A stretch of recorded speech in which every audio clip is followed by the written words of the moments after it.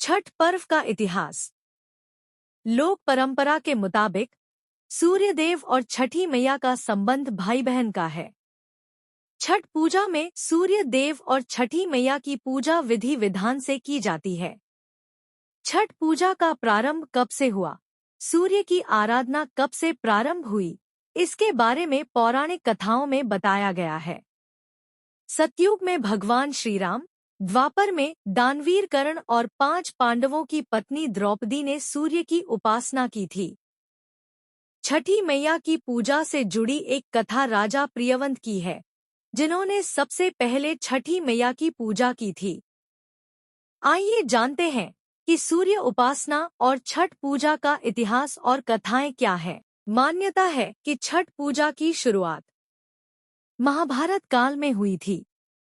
द्रौपदी ने पांडवों के राजपाट को जुए में हार जाने के बाद छठ व्रत रखा था। इस व्रत से उनकी मनोकामना पूरी हुई और पांडवों को उनका राजपाट वापस मिल गया था। एक और कहानी के मुताबिक छठ पूजा की शुरुआत सूर्य के पुत्र कर्ण ने की थी।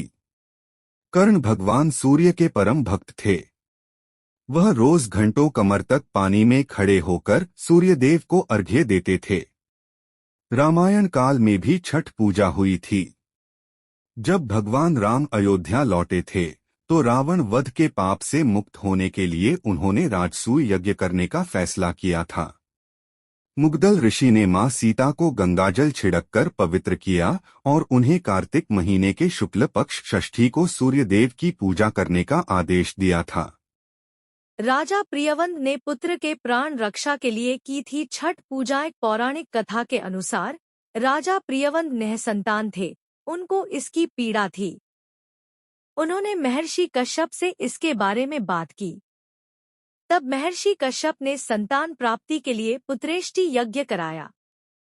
उस दौरान यज्ञ में आहुति के लिए बनाई गई खीर राजा प्रियवंत की पत्नी मालिनी को खाने के लिए दी गई। यज्ञ के खीर के सेवन से रानी मालिनी ने एक पुत्र को जन्म दिया, लेकिन वह मृत पैदा हुआ था। राजा प्रियवंत मृत पुत्र के शव को लेकर श्मशान पहुंचे और पुत्र वियोग में अपना प्राण त्याग लगे। उसी वक्त ब्रह्मा की मानस पुत्री देवसेना प्रकट हुई। उन्होंने राजा प्रियवंत से कहा, मैं सृष्टि की मूल प्रवृत्ति के छठे अंश से उत्पन्न हुई हूँ, इसलिए मेरा नाम षष्ठी भी है। तुम मेरी पूजा करो और लोगों में इसका प्रचार प्रसार करो। माता षष्ठी के कहे अनुसार राजा प्रियवंत ने पुत्र की कामना से माता का व्रत विधि विधान से किया। उस दिन कार्तिक मास के शुक्ल पक्ष की षष्ठी थी। इसके फलस्वरूप राजा प्रियवंत को पुत्र प्राप्त हुआ।